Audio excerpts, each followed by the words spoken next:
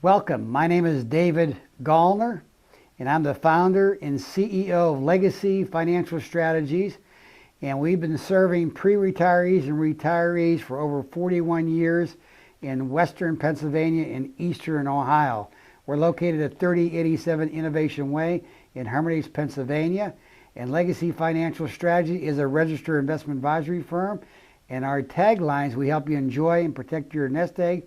We show people how to avoid protect your assets from catastrophic illness and Medicaid spend down, pre-crisis, crisis planning. We show people how to avoid all types of taxes, avoid probate, and get a competitive rate of return on their money without risking their principal. So we're going to talk about now how to avoid probate. How many people out there listening have wills out there?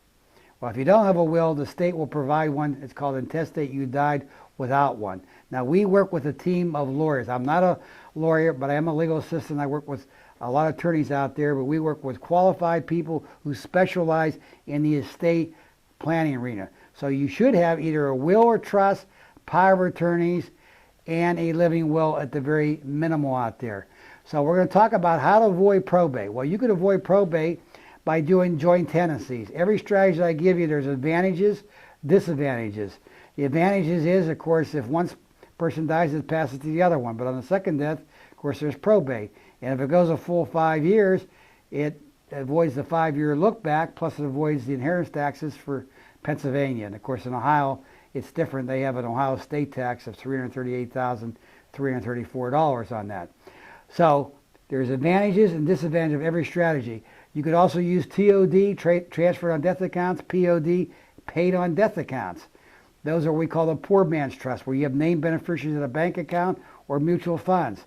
But the negative on those is if one of your children died before you, then both of you die, you could be disinheriting your grandchildren. That's right, because you don't have the proper language in there like persterpes, and that's not a disease.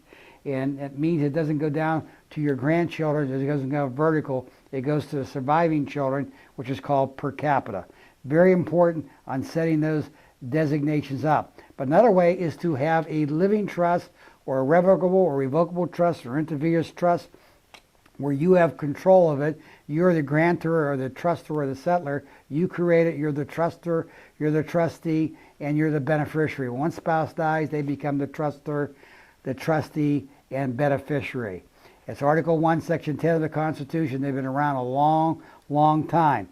But the negative on those is if you have a trust and if you never put anything in the trust, in other words, you never transferred or funded the trust, it could be a disaster. You spent money for something like that, and guess what? It didn't do any good at all. So you must be important to fund the trust, and you must work with a qualified attorney who specializes in that arena. And also, they usually cost more than standard wills also. They can run anywhere from $500 to $3,000. Of course, one of the things we try to show people is if we can show you how to reduce money that you're overpaying in your investments and save you cost money in taxes, then you'll have extra money to be able to get this trust if it's suitable. What you want to do is you like to call our office toll free at 800-264-4963, Legacy Financial Strategy, and we'll send out to you a pamphlet called Living Trust that talks about powers of attorneys,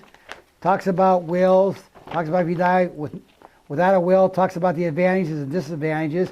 Then you can watch this little short 15-minute video. If you like the hour-and-a-half one, we have one of those too.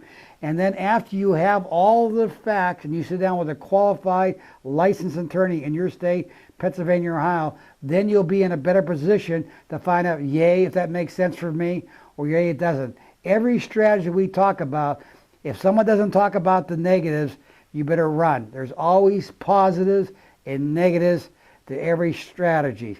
Many people find, though, a living trust is suitable based on what they're trying to accomplish. So thanks for tuning in.